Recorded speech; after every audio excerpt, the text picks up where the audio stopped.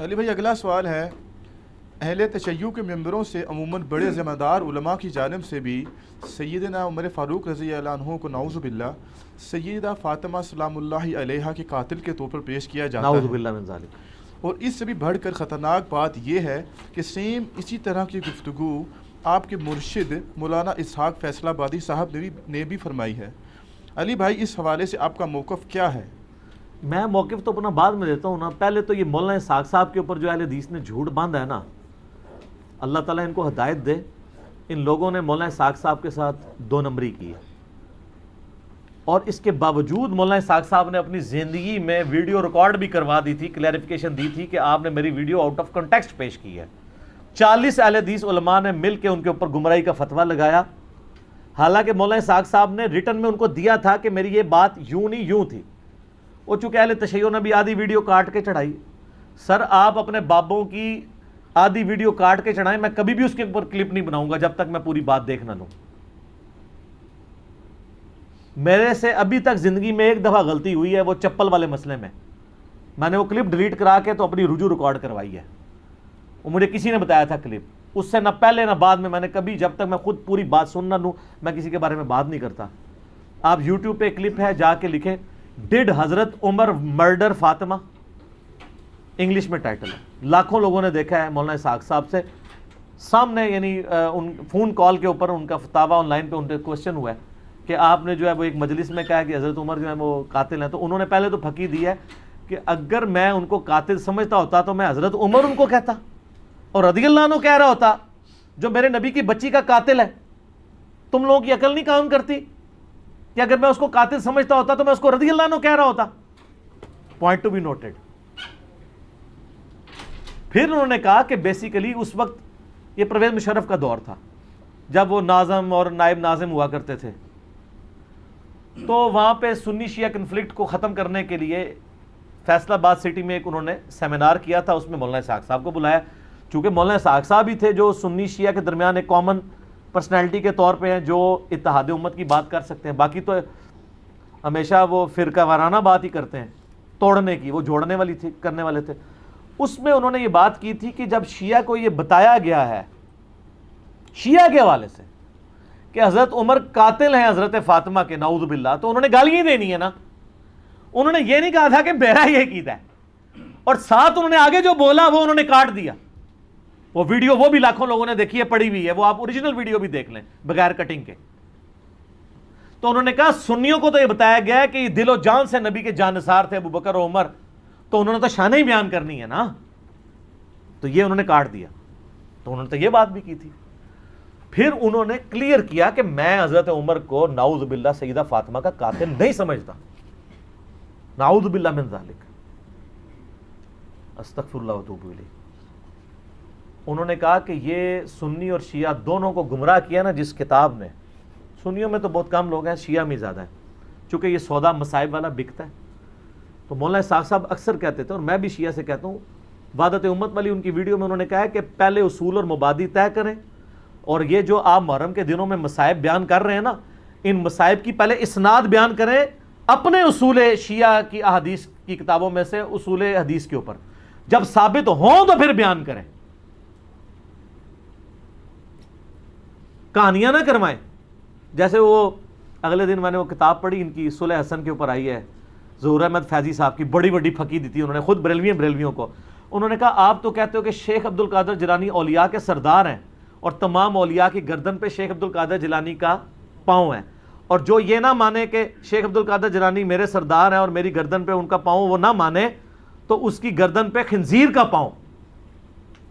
تو انہوں نے کہا میں پوچھتا ہوں کہ عبد القادر جیلانی کا مرتبہ ہے یا مولا علی کا مرتبہ زیادہ ہے؟ مولا علی کا۔ تو انہوں نے کہا جو مولا علی کی بیعت نہ کرے اس کی گردن پہ کس کا پاؤں؟ کیڈی وڈی پھکی دیتی۔ عبد القادر جیلانی نو جو نہ منے او دی گردن دے اوتے خنزیر دا پیر، تے جڑا مولا علی نو نہ منے ان کی خلافت سے بغاوت کرے اس کی گردن پہ کس کا پاؤں؟ خنزیر تو وڈی شے لبنی پینی ہے۔ یہ پھکی دی انہوں نے۔ تو یہ مجھے ایک ضمناً ایک مدنی لطیفہ یاد آ گیا تو میں نے بیان کر، یہ اوریجنل بات انہوں نے لکھی ہے بڑے دلائل کے ساتھ۔ اچھا، یہ جو سیدہ فاطمہ کے حوالے سے مولانا اسحاق صاحب نے کلیریفیکیشن باقاعدہ اس میں دی ہے کہ میں نہیں مانتا ہوں انہوں نے کہا مصائب جتنے بیان کرتے ہیں پہلے ان کی آپ سند ثابت کریں. اگر آپ اس کو ڈیپ ڈگ کریں گے دنیا کی جتنی کتابوں میں سیدنا عمر پہ یہ الزام لگایا گیا کہ وہ نعوذ باللہ حضرت فاطمہ کے قاتل ہیں، اس کی اصل ایک ہی سند ہے، ایک ہی کتاب ہے جس سے ساروں نے لی ہوئی ہے، اور وہ کتاب ہے سلیم بن قیس ہلالی کی. اردو میں ہم سلیم بولتے ہیں، یہ لفظ سلیم ہے عربی میں. یہ کہتے ہیں حضرت علی کے اصحاب میں سے تھا، تابعی تھا، ان کے ساتھیوں میں سے تھا. جب حجاج ابن یوسف نے شیعان علی کے اوپر ظلم کیے تو یہ چھپ کے ابان بن ابی عیاش کے گھر میں اس نے پناہ لی، پوری زندگی اس کے ساتھ رہا. مرتے مرتے یہ کتاب اس کے حوالے کی اور کہا کہ میں تو جا رہا ہوں، تو یہ کتاب امانت ہے تیرے پاس، امت تک پہنچانی ہے. اس کے بعد ابان بن ابی عیاش اس کتاب سے روایتیں بیان کرتا تھا. اب یہ نہیں پتا کہ یہ روایت اس کتاب میں لکھی بھی ہوئی تھی کہ نہیں، یہ وہ خود سے بیان کرتا تھا، کیونکہ ابان بن ابی عیاش خود کذاب ہے. کذاب بندہ اگر روایت بیان کر رہا ہو تو اس کی اتھینٹسٹی خود ہی ختم ہو جاتی ہے. ابان بن ابی عیاش وہ ہے جس کو صحیح مسلم کے مقدمے میں امام مسلم نے لکھا ہے کہ یہ کذاب جھوٹا راوی ہے. بلکہ دو تابعین تبع تابعین آپس میں ملاقات کرتے ہیں تو اور وہ اس کو بتاتا ہے کہ میں نے جو ہے وہ 1000 سے زیادہ حدیثیں ابان بن ابی عیاش سے سنی ہیں، اور وہ کہتا ہے پھر میں نے نبی الاسلام کی خواب میں زیارت کی تو آپ نے صرف 5 یا 6 حدیثوں کی تصدیق کی، باقی سب پہ آپ نے فرمایا میری حدیثیں ہی نہیں ہیں. ابان بن ابی عیاش کا یہ حال ہے. یہ 140 ہجری میں یا 146 ہجری میں فوت ہوا ہے. کذاب. یہ اس نے واقعہ گھاڑ کے بیان کیا ہے. دنیا میں جہاں بھی آپ کو واقعہ ملے گا نا، ابان بن ابی عیاش کے حوالے سے ملے گا، اور وہ کہے گا جی مجھے جو کتاب ملی تھی سلیم بن قیس ہلالی کی اس سے. اور یہ نہ سمجھیے گا یہ صرف سنی سے کہہ رہے ہیں کذاب ہے. علامہ خوئی جو ہیں اہل تشیع کے، وہ بھی کذاب سمجھتے ہیں اسے. شیعہ کے نزدیک بھی جھوٹا راوی ہے، لیکن یہ سودا چونکہ وہ ذاکرین نے بیچنا تھا، اور مجھے دکھ ہے بعض علماء بھی یہ سودا بیچ رہے ہیں شیعہ کے. ان کو تو کم از کم شرم و حیا کرنی چاہیے کہ اس کی سند ثابت بھی ہے کہ نہیں. پہلے تو سند کے ساتھ واقعہ ثابت کریں، اگلی بات تو بعد میں ہوگی. جب ایک چیز ثابت ہی نہیں ہے اور آپ وہ سودا بیچ رہے ہیں اور اتنی بڑی بات کر رہے ہیں، بالکل جھوٹا واقعہ ہے یہ. کوئی سیدنا عمر قاتل فاطمہ نہیں ہے، ورنہ مولا علی پوری زندگی کبھی بھی کمپرومائز نہ کرتے. مولا علی کو یہ حدیث نہیں پتا تھی، بخاری و مسلم دونوں میں حدیث ہے، فاطمہ میرے جگر کا ٹکڑا ہے، جس نے فاطمہ کو تکلیف دی اس نے مجھے تکلیف دی، اور جس نے فاطمہ کو قتل کیا ہو مولا علی اس کے ساتھ ہوں، اور اپنی بچی کا رشتہ ام کلثوم کا اس کو دے دیں. اور یہ وہ چیز ہے جو شیعہ کی کتابوں میں موجود ہے. وہ تعویل کرتے ہیں کہ جی وہ زبردستی لیا تھا. انکاری کوئی نہیں ہے، ذاکرین انکاری ہو جائے، ذاکرین تو ہے ہی جاہل ہے نا، ان کے پاس تو علم ہے ہی نہیں ہے. حضرت عمر چاہتے تھے میری اہل بیت کے ساتھ نسبت کام آئے مجھے قیامت الدین، تو حضرت علی سے ان کی بچی کا رشتہ مانگا. تو اس طرح ہوتا. پھر حضرت علی رضی اللہ تعالیٰ عنہ چیف جسٹس کا عہدہ قبول کرتے حضرت عمر کے دور کے اندر کہ تو میرے بیوی کا قاتل ہے تو ہاں میں تیرا عہدہ قبول کرتا ہوں. اور ناج البلاغہ سے میں نے خطبہ بتایا، جنگ قادسیہ میں جانے سے روکا ہی مولا علی نے کہ عمر اگر تو مارا گیا تو پیچھے ہمارا ستیہ ناس ہو جائے گا. ان کی جان کو قیمتی سمجھتے ہوتے، اپنے بیوی کی قاتل، اور بیوی نہیں صرف جنتی عورتوں کی سردار. بخاری مسلم میں حدیث ہے میری بیٹی فاطمہ جنتی عورتوں کی سردار ہے، اور ترمذی میں آگے الفاظ ہیں حسن و حسین جنتی نوجوانوں کے سردار ہیں. تو ہم تو مولا علی کے ساتھ کھڑے ہیں بھائی علیہ السلام. وہ شیخین کے ساتھ رہے، خلفائے ثلاثہ کے ساتھ رہے. میرا یوٹیوب پہ کلپ ہے خلفائے ثلاثہ کی شان مولا علی کی زبانی نہج البلاغہ سے، سنی کتابوں سے نہیں، شیعہ کی نہج البلاغہ سے. لاکھوں لوگوں نے دیکھا ہے، HD کیمرے میں نے سارے خطبات دکھائے ہیں. یہ بالکل جھوٹ ہے کہ وہ نعوذ باللہ سیدہ فاطمہ کے قاتل تھے، اور کہتے ہیں دروازہ پھینک دیا. اللہ کے بندو دروازے تو اس ٹائم ویسے ہی کوئی نہیں تھے. ہاں میں قرآن سے ثابت کرتا ہوں. قرآن میں آیا جب کسی کے گھر جاؤ تو اجازت لو. اعلیٰ ہونا چاہیے تھا دروازہ کھٹکھٹاؤ، کیونکہ اگلے زمانوں میں ابھی بھی گاؤں ایریا میں آپ چلے جائیں تو صرف پردے لٹکے ہوتے ہیں، باہر سے صرف آواز لگاتے ہیں میں اندر آ سکتا ہوں، عورتیں پردہ کر لیں چلے جاتے. اسی لیے تو مسلم شریف میں حدیث آتی ہے نا کہ نبی علیہ السلام کی چارپائی کے نیچے وہ ایک کتے کا پلہ چلا گیا تھا تو حضرت جبرائیل اندر ہی نہیں آئے تھے. اوریجنل سگے مدینہ، اصلی مدینے دا کتا ٹر گیا سی تے جبرائیل نہیں سنائے. پھر اس کو نکالا تو پھر وہ جبرائیل علیہ السلام آئے، ان کا ہم کتے والے گھر میں نہیں جا سکتے. سگے مدینہ والا بھی میرا کلپ دیکھ لیں. تو وہ سگے مدینہ کیسے پہنچ گیا اندر؟ صرف پردہ ہوتا تھا. آج بھی آپ اپنا دروازہ ختم کریں، پردہ لگائیں، بلیاں، کتے، یہ سارا کچھ آنا شروع ہو جائیں گے گھر، کیونکہ وہ کچن کے اندر پہنچیں گے. چوہے چونکہ ان کو وہ چھوٹی سی جگہ سے بھی نکل جاتے ہیں، اس لیے ان کو اجازت لینے کی ضرورت نہیں پڑتی. چوہے تو ماشاءاللہ آپ کے گھروں میں ہوں گے، یہ آپ کو پتہ ہی ہوگا، بھگترے ہوتے ہیں سارے چوہے. تو پینٹاگون کے اندر اتنے ہیں، آپ پتہ ہے ان کو بھی آئے دن وہ سیلنگ اتار کے تو سپرے کرنے پڑتے ہیں. چوہے تو سر امریکہ میں نہیں جیت سکتا، ایڈی وڈی شے ہے چوہا.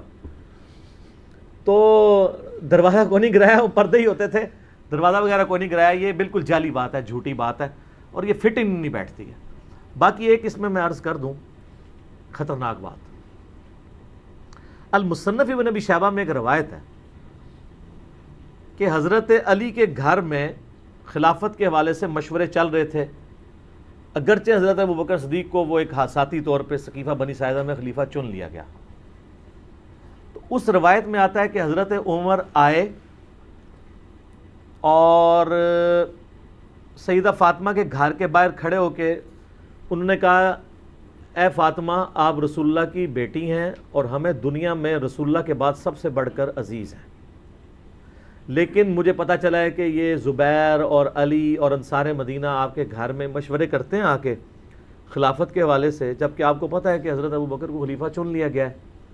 آپ لوگوں نے بیعت نہیں کی ہے، وہ آپ کا اپنا حق ہے، لیکن اس کی وجہ سے مسلمانوں کی اگر آپ جمعیت کو توڑیں گے تو میں آپ کو وارن کرنے آیا ہوں کہ آئندہ مجھے اگر ایسی اطلاع ملی تو میں آپ کے گھر کو آگ لگا دوں گا. یہ روایت ہے المصنف ابن ابی شیبہ میں. اس سے بڑی بدبختی یہ ہے کہ بعض سنی علماء اس حدیث کو صحیح بھی سمجھتے ہیں. ہمارے جہلم شہر میں نا شیخ زبیر علی زئی صاحب کے نافرمان شاگرد غلام مصطفیٰ ظہیر صاحب حفظہ اللہ تعالی من الجنت والناس، انہوں نے باقاعدہ السنہ رسالے میں اس حدیث کا دفاع کیا ہے. اور ان کا اگر کوئی اس حدیث پہ یہ کہے گا نا کہ اس حدیث سے تو حضرت عمر کے بارے میں یہ مسئلہ کھڑا ہو رہا ہے، اور بخاری و مسلم حدیث ہے جس نے فاطمہ کا دل دکھایا اس نے میرا دل دکھایا، اور قرآن کی آیت ہے کہ جو اللہ اس کے رسول کو اذیت دیتے ہیں، ان الذین یؤذون اللہ ورسولہ لعنہم اللہ فی الدنیا والآخرہ، دنیا اور آخرت کی زندگی میں اللہ کی لعنت ہے ان پہ، ان کے لیے عذاب تیار کر رکھا ہے. تو وہ کہتے ہیں میں ان کو یہ جواب دوں گا کہ اس سے تو حضرت فاطمہ کی فضیلت ثابت ہو رہی ہے کہ دیکھیں اس میں حضرت عمر کہتے ہیں کہ آپ ہمیں رسول اللہ کے بعد سب سے بڑھ کر عزیز ہیں. تو حضرت فاطمہ کتنی محبت کرتے تھے حضرت فاطمہ کے ساتھ حضرت عمر. ان کو وہ پہلا حصہ نظر آیا، اگلا نظر ہی نہیں آیا کہ انہوں نے کہا میں آگ لا دیں گا تیرے. نعوذ باللہ من ذالک، یہ کسی کی جرت نہیں ایسی بات کر جائے. تو میں نے اس کے خلاف آواز بلند کی کہ میں اس روایت کو صحیح نہیں مانتا. اور وہ کیسے؟ مولانا اسحاق صاحب ان دنوں زندہ تھے، میں نے ان سے یہ چیز خود ڈسکس کی تھی. ان کا بیٹا یہ روایت ہی جعلی ہے. میں نے کہا کیوں؟ وہ کہنے لگے اس میں جو راوی ہے نا حضرت عمر کا غلام زید بن اسلم، اور اسلم جو ہے وہ حضرت عمر کا غلام تھا. حضرت عمر کا غلام اسلم اس وقت حضرت عمر کی غلامی میں نہیں آیا تھا جس زمانے کا یہ واقعہ رپورٹ کر رہا ہے. وہ تو حضرت عمر کے دور خلافت میں ان کے پاس آیا، اور یہ واقعہ تو حضرت بکر کا ہے. تو یہ اس نے سند بیان نہیں کی ہے. پھر میں نے شیخ زبیر علی زئی صاحب سے بھی ڈسکس کیا. انہوں نے کہا یار میں اس حدیث کو پہلے تو صحیح سمجھتا تھا، لیکن مجھے فیصل آباد سے بابا جی نے کال کی. کون؟ مولانا اسحاق صاحب. مولانا اسحاق صاحب جو ہے شیخ زبیر علی زئی صاحب کے بھی استاد ہیں ان معنوں میں. تو مجھے انہوں نے کہا شیخ صاحب بات یہ ہے کہ یہ روایت کو اگر آپ صحیح مانیں گے تو حضرت عمر کو کیسے بچائیں گے؟ یہ تو سند ہی پوری نہیں ہے اس کی، کیونکہ جو راوی بیان کر رہا ہے اس نے وہ زمانہ نہیں پایا. اگر وہ صحابی ہوتا تو ہم اس کی روایت قبول کر لیتے کہ کسی اور صحابی سے سنا ہوگا. تابعی کی روایت چھوٹی بھی نہیں قبول ہوتی. تو حضرت عمر کے بارے میں جو روایت ہے اس کو پھر شیخ زبیر صاحب کہتے ہیں کہ میں بھی اب اس کو صحیح نہیں مانتا. مولانا اسحاق صاحب کا موقف مضبوط ہے، لیکن جو ان کا شاگرد ہے زبیر علی زئی صاحب کا غلام مصطفیٰ ظہیر صاحب، تو ان کو میں نے جب کہا میں نہیں اس کو مانتا، تو انہوں نے آگے سے دیکھیں کیا دھمکی لگائی. وہ کہتے ہیں کہ جی تم یہ کہو کہ اگر یہ روایت صحیح ہو تو تمہاری بیوی کو ایک مجلس میں 3 طلاقیں، کیونکہ غلام مصطفیٰ ظہیر صاحب کے نزدیک بھی ایک مجلس میں 3 طلاقیں اسٹیبلش ہو جاتی ہیں تینوں، اور رجوع نہیں ہو سکتا، اور زبیر لیزئی صاحب کے نزدیک بھی اور میرے نزدیک بھی. تو یہ ان کا تقیہ کلام ہے کہ چلو اس کی بیوی فارغ کرو. تو میں نے ان کو پتا کہ میں نے پھکی والا جواب دیا. میں نے کہا اگر یہ روایت صحیح ہو تو مسلک اہل حدیث کو 3 طلاقیں، جس مسلک میں حضرت عمر کی ایسی توہین بیان ہو، کیسی وڈی پھکی دی تھی. میں کہا میری بیوی نو نہیں تو آڈے فرقے نو 3 طلاقاں، جس فرقے میں یہ روایت صحیح ہو. یا سنہ رسالے میں دفاع کیا ہوا انہوں نے اس روایت کا. ہمارے نزدیک یہ روایت بالکل جعلی ہے، اور یہ نعوذ باللہ من ذالک انتہائی گستاخی ہے. چاہے کسی نے بھی کیا کہ حضرت فاطمہ کو جا کے کوئی دھمکی لگائے اس طریقے سے، تو دھمکی تک تو مصنف ابن ابی شیبہ سے چلیں، وہ لولے لنگڑے محدثین کا سہارا لے کے جو آج کے دور کے جو صحیح کہتے ہیں. امام ابن ابی شیبہ نے تو تحقیم نہیں کی ہوئی ہے، وہ معاملہ چلا لیتے ہیں، لیکن اگلا جو واقعہ وہ تو کہیں بھی نہیں لکھا ہوا. وہ کہتے ہیں جی جب دھمکی دی تھی تو پھر لگا بھی دیتی ہوئے گی تو مار بھی دیتا ہوئے گا. وہ آگے پھر اس کے آگے سٹوری جوڑ لیتے ہیں. میں نے بتایا نا ہمارے ملک میں اگر کسی کی فضیلت میں 10 ہے نا تو ایک بندہ آ کے 10 اور لگاتا ہے، دوسرا 10 اور، وہ لاکھ تک پہنچا دیتا ہے. تو وہ غلوب ہوتا چلا جاتا ہے. تو یہ روایت جو ہے نا جی بالکل اصول محدثین کے اوپر باطل ہے، اور ہم اس روایت کو نہیں مانتے. باقی رہ گیا باغ فدق والا مسئلہ، اس کے اوپر بھی میں نے مختصر گفتگو کی تھی کہ یہ مینیجریل ایشو تھا. اس کو اگر آپ اس حوالے سے ویسے لیں گے تو میرے بھائی پھر مسئلہ جو ہے وہ ابو بکر عمر کا نہیں ہے، مسئلہ پھر مولا علی کا بھی بن جائے گا، چاہے وہ امت کے مفاد میں بھی ہو. لیکن مسئلہ بہت بڑا ہے نا، کیونکہ آپ علیہ السلام فرما رہے ہیں جس نے فاطمہ کو تکلیف دی اس نے مجھے تکلیف دی. رسول اللہ کو تکلیف دینے کا معاملہ کہاں تک جاتا ہے؟ چلے الٹیمیٹلی آپ کی بات مان لی کہ انہوں نے امت کے مفاد میں کیا، تو آپ کو امت کا مفاد عزیز نہیں ہے کہ آپ بکواس کرنے بند کر دیں، قیامت کے دن کے لیے چھوڑ دیں. جب مولا علی خاموش ہو گئے اس مسئلے میں تو آپ کیوں اپنی زبانوں سے اس طرح کی باتیں کرتے ہیں؟ اور یہ بات یاد رکھیے گا کہ یہ بات ٹھیک ہے کہ حضرت ابوبکر کی جو خلافت ہے نا جس طریقے سے قائم ہوئی ہے نا وہ کیٹاسٹرافک کنڈیشن میں ہوئی ہے. اور میں اپنی طرف سے بات نہیں کر رہا، میں نے یہ کربلا والے ریسرچ پیپر میں یہ ساری حدیثیں ڈالی ہیں. یہ میں ذرا اس کا تعارف بھی کرا دوں میرے بھائیو. یہ میں نے ایک ریسرچ پیپر لکھا ہے، واقعہ کربلا کا حقیقی پس منظر 72 صحیح الاسناد احادیث کی روشنی میں. 72 کا ٹائٹل تو شہدائے کربلا کی نسبت سے ہے، احادیث اس میں 200 سے زیادہ ہیں، جس میں میں خلفائے راشدین سے شروع ہوں، سیدنا عمر کی شہادت سے شہادت حسین تک. حقیقی خلفائے راشدین کون ہیں؟ شہادت عثمان کے اصلی اسباب، جنگ جمل، صفین، نہروان، حضرت معاویہ کا دور ملوکیت، صلح حسن، اس کے بعد یزید کی ولی عہدی، اور الٹیمیٹلی حضرت حسین ابن علی کی مظلومانہ شہادت رضی اللہ عنہما وعلیہم السلام.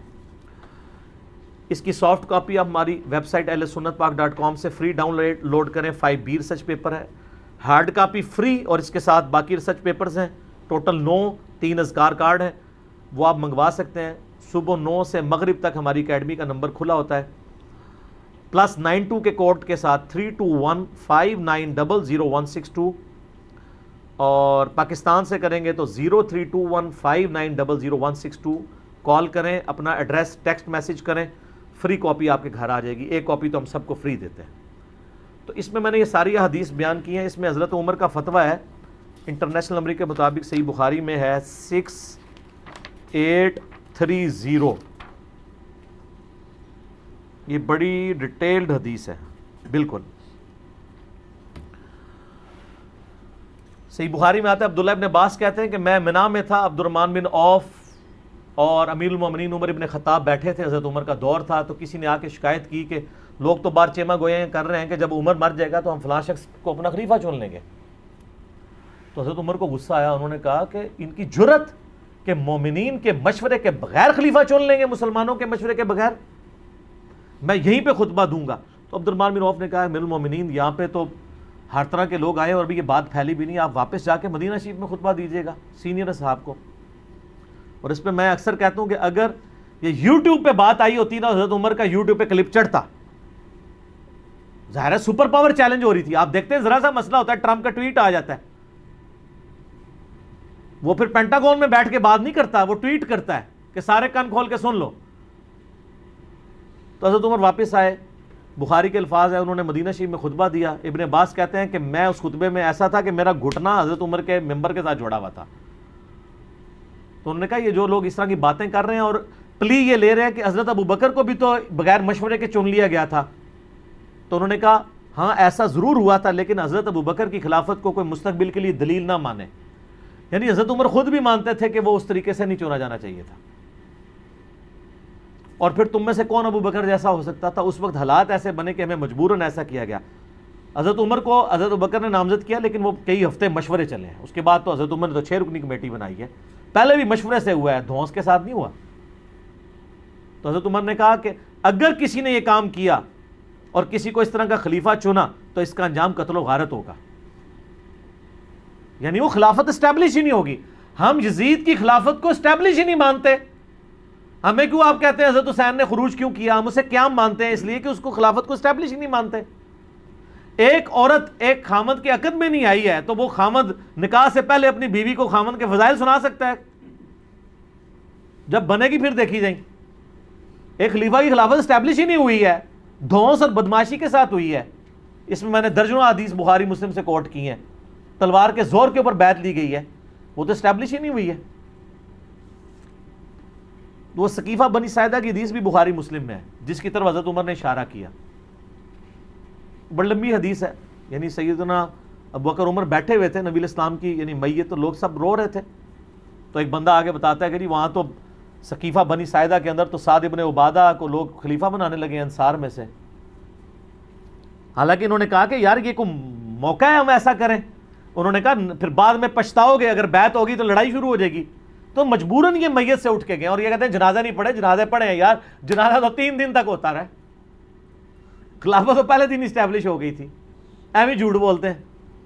لاکھوں لوگوں نے جنازہ پڑھا ہے نبی علیہ السلام کا. سوموار کی صبح وفات ہوئی ہے، بخاری مسلم میں آتا ہے. سوموار پورا دن، سوموار کے بعد پوری رات، پھر منگل پورا دن، منگل کی رات، بدھ پورا دن، بدھ کی رات کو دفن کیا گیا.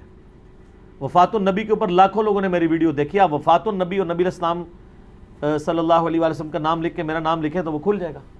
اچھا، وہاں پہ سعد ابن عبادہ کی لوگ بیعت کرنا چاہ رہے تھے. اب ظاہر ہے بخاری مسلم کی حدیث ہے خلافت صرف قریش میں رہے گی. حضرت عمر نے کہا کہ میں نے ارادہ کیا کہ میں یہاں پہ خطبہ دوں، اور میں دماغ میں پورا مضمون میں نے بنایا ہوا تھا. تو جب میں بولنے لگا حضرت ابوبکر نے مجھے چپ کرا دیا، کیونکہ حضرت ابوبکر کو پتہ تھا کہ حضرت عمر جذباتی ہیں، مسئلے کو مس ہینڈل کر دیں گے. ان کا تم چپ کر جاؤ. پھر حضرت ابوبکر نے بڑے پازیٹیو انداز میں انہوں نے کہا انصار مدینہ، تم نے تو رسول اللہ کو یہاں پہ دعوت دی اور تمہاری مدد سے یہ سب کچھ ہے، یہ تمہاری برکات ہیں. تم ہمارے وزیر کے طور پہ رہو گے جیسا کہ نبی علیہ السلام کے وزیر کے طور پہ تھے. اور نبی علیہ السلام قریش میں سے ہیں اور عرب کا ماحول قبائلی ہے. اگر قریش میں سے خلیفہ نہ چنا گیا تو باقی قبائل اس کو خلیفہ ہی نہیں مانیں گے. اور نبی علیہ السلام نے فرمایا بھی تھا کہ خلافت قریش میں رہے گی. تو پھر انصار میں سے خود لوگ کھڑے، انہوں نے کہا واقعی رسول اللہ قریش میں سے تھے، لہذا قریش میں سے کسی کو خلیفہ ہونا چاہیے. پھر حضرت ابوبکر نے کہا یہ کھڑے ہیں امین الامت ابو عبیدہ ابن جرح اور حضرت عمر، ان دونوں میں سے کسی کو اپنا خلیفہ چن لو. تو دونوں نے کہا معاذ اللہ کہ ہم ابو بکر کی موجودگی میں. حضرت عمر کے تو الفاظ ہیں میرے تلوار سے 2 ٹکڑے کر دیے جاتے تو یہ مجھے گوارا تھا، مجھے یہ گوارا نہیں تھا کسی ایسی مجلس میں جہاں ابو بکر موجود ہوں، لوگ میری بیعت کریں. تو فوراً ابو بکر کا ہاتھ پکڑا اور کہا کہ آپ کو اللہ کے نبی نے اپنے مسلح پہ کھڑا کیا، آپ یار غار ہیں، آپ کی موجودگی میں ہم یہ کام نہیں کریں گے. بہر سعد ابن عبادہ نے پھر بھی بیعت نہیں کی، ان کے ساتھیوں نے کر لی. تو یعنی خزرج نے، اوس کے سردار تھے سعد ابن معاذ، وہ تو خندق میں شہید ہو گئے تھے، یہ خزرج کے سردار تھے. بعد میں حضرت عمر کی بھی بیعت انہوں نے کی، لیکن کسی نے ان کو قتل نہیں کروایا. یہ تو بعد میں دھونس زبردستیاں شروع ہو گئیں. تو ملوکیت کے اندر حضرت علی نے بھی نہیں کیا تھا خوارج کو. جب وہ حضرت علی کے فوجیوں کو قتل کرنا شروع ہوئے تو ایز اے لاسٹ ریزارٹ جن لوگوں نے جتھا بنایا، چاہے خوارج ہوں چاہے جمل ہو صفین، وہ جتھا بنانے کے اوپر ہوا تھا ریٹ آف دی گورنمنٹ کو چیلنج کرنے پہ. اب بخاری مسلم کے آگے الفاظ ہیں کہ جب یہ بیعت ہو گئی تو پھر 6 مہینے تک حضرت علی نے بیعت نہیں کی. حضرت علی کے دل میں یہ دکھ تھا کہ انہوں نے مجھے کیوں نہیں مشورے میں شامل کیا، ہم اہل بیت ہیں. ان 6 مہینوں میں حضرت فاطمہ بھی بیمار ہوئیں، فوت ہو گئیں۔ حضرت فاطمہ کی شہادت کے بعد، جس کو شیعہ شہادت کہتے ہیں، ہم اسے وفات کہتے ہیں، لیکن ہم ان کو شہادت بھی سمجھتے ہیں، کیونکہ مسلم میں حدیث ہے اگر کسی کے دل میں شہادت کی تمنا ہو، اس سے اپنے بسترے پہ بھی موت آئے، وہ شہید ہی ہے۔ ان معنوں میں شہادت کہہ رہا ہوں، ویسے نیچرل ڈیتھ ہوئی ان کی۔ سیدنا علی نے پیغام بھیجا حضرت ابوبکر کی طرف۔ اس حدیث میں آتا ہے بخاری مسلم کی کہ لوگ جب تک فاطمہ زندہ رہیں تو حضرت علی کے ساتھ پھر بھی کچھ تعلق تھا، بعد میں لوگوں نے آنکھیں ماتھے پہ رکھنا شروع کر دیں۔ حضرت علی نے حضرت ابوبکر کو پیغام بھیجا کہ میرے گھر آئیں۔ آپ نوٹ کریں کہ امت کے امام ہیں اس وقت حضرت ابوبکر، خلیفۃ المسلمین ہیں، اور ایک عام شخص کہہ رہا ہے کہ مجھے آگے گھر ملے۔ وہ عام بندہ نہیں تھا، حضرت ابوبکر کو بھی پتا تھا یہ خلیفت نبی صلی اللہ علیہ وآلہ وسلم کے قریبی اہل بیت ہیں، اور میں خلیفت اور رسول ہوں، اس کا یہ مطلب نہیں ہے کہ میں اہل بیت سے اوپر ہو گیا ہوں۔ وہ آگے، اور حضرت علی نے کہا کہ دیکھنا عمر کو ساتھ نہیں لینا۔ یہ حضرت عائشہ روایت کر رہی ہیں، پوری حدیث بخاری مسلم میں، اور حضرت عائشہ کہتی ہیں کہ حضرت علی ناپسند کرتے تھے کہ عمر کو لایا جائے، کیونکہ حضرت عمر جذباتی تھے، اس وجہ سے، یہ نہیں کہ ویسے کوئی دشمنی تھی۔ تو حضرت عمر نے کہا میں آپ کو نہیں جانے دوں گا۔ ہائے ہائے، حضرت ابوبکر کہتے ہیں کہ واللہ رسول اللہ کے گھر والوں سے مجھے کوئی نیگیٹو امید نہیں ہے۔ ظاہر ہے اس زمانے میں آپ بلا کے کسی کو قتل کر دیں تو ختم۔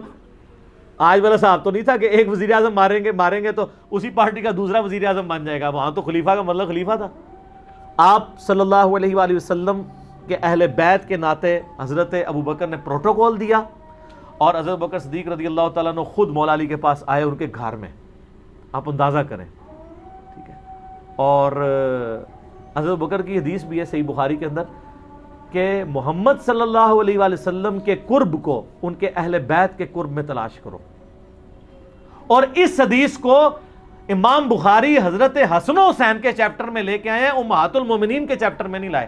پوائنٹ ٹو بی نوٹڈ، حالانکہ وہ بھی اہل بیت ہیں، لیکن انہوں نے اہل بیت سے مراد حسن و حسین کو لیا۔ تو حضرت ابوبکر کے دل میں تو پھر قدر تھی نا اہل بیت کی۔ جب پہنچے تو پھر سیدنا علی رضی اللہ تعالیٰ عنہ نے کہا کہ اے ابوبکر، اللہ نے جو آپ کو ہم پہ فضیلت دی اس امر خلافت میں، ہمیں آپ سے کوئی حسد نہیں، لیکن اہل بیت رسول کے ناطے صلی اللہ علیہ وآلہ وسلم کیا ہمارا یہ حق نہیں تھا کہ آپ ہمیں اس مشورے میں شامل کرتے ہیں؟ بس اتنی بات کی تو حضرت ابوبکر نے رونا شروع کر دیا۔ کیا مطلب؟ مان لیا کہ مسئلہ مس ہینڈل ہوا ہے، اگرچہ بد نیتی سے نہیں ہوا، وہ خزرج کی وجہ سے مس ہینڈل ہوا سقیفہ بنی ساعدہ میں۔ وہ جب رونا شروع کیا تو حضرت علی نے کہا بس۔ پھر حضرت بکر نے کہا اللہ کی قسم مجھے رسول اللہ کے گھر والے اپنوں سے بڑھ کے عزیز ہیں۔ واہ، حضرت علی کی بھی آگے دیکھیں للہیت۔ حضرت علی اس وقت بھی کہہ سکتے ابوبکر میں بیعت کرتا ہوں، جاؤ باہر جا کے اناؤنسمنٹ کر دو، نہیں، جو اوپن فتنہ تھا اس کو اوپنلی دبایا اور کہا کہ میں ظہر کے بعد اعلانیہ پبلکلی مسجد نبوی میں آپ کی بیعت کروں گا تاکہ کسی کو وہم باقی نہ رہے۔ بخاری مسلم کے الفاظ ہیں، ظہر کی نماز کے بعد حضرت ابوبکر ممبر پہ چڑھے، خطبہ دیا اور حضرت علی کی بیعت میں ڈیلے کی وجہ بیان کی، اور اس کے بعد حضرت علی ممبر پہ چڑھے اور انہوں نے حضرت ابوبکر کے فضائل بیان کیے۔ حضرت ابوبکر نے حضرت علی کے فضائل بیان کیے اور حضرت علی نے حضرت ابوبکر کے، اور پھر کہا کہ میں بیعت کرتا ہوں۔ اور اس حدیث کی کنکلوژن ان الفاظ پہ ہوتی ہے کہ پھر سارے مسلمان حضرت علی سے خوش ہو گئے، ٹھیک ہے۔ لیکن ان 6 مہینوں میں کسی نے تلوار کی دھونس پہ حضرت علی سے بیعت نہیں لی ہے، اس لیے کہ انہوں نے پارٹی جتھا نہیں بنایا۔ لیکن آپ ملوکیت کے دور میں آ جائیں، یزید کے ابا جی نے اپنی زندگی میں زبردستی بیعت لی اپنے بچے کے لیے، حالانکہ خود زندہ ہے۔ ایک بار میں 2 خلیفوں کی بیعت ہو بھی نہیں سکتی کہ میں جب مروں گا تو یہ ہوگا۔ صلح حسن سائڈ پہ رہ گئی جس میں یہ طے تھا کہ امت کو شورا پہ چھوڑو گے، تو یہ فرق ہے۔ حضرت عثمان کو دیکھ لیں، 300 بندوں نے 40 دن تک گھر کا گھیراؤ کیا ہے، کسی کو قتل نہیں کروایا۔ الٹا صحیح بخاری میں 695 نمبر حدیث ہے، صحابہ پوچھ رہے ہیں کہ نماز کیسے پڑھیں ہم ان کے پیچھے، مسجد پہ انہوں نے قبضہ کر لیا۔ انہوں نے کہا نماز تو مسلمانوں میں نیکی کا کام ہے، نیکی کے کاموں میں ان کا ساتھ دو، برائی سے الگ رہو، انہی باغیوں کے پیچھے نماز پڑھو۔ امام بخاری نے باب باندھا ہے باغی اور بدتی کے پاس پیچھے نماز پڑھنے کا حکم۔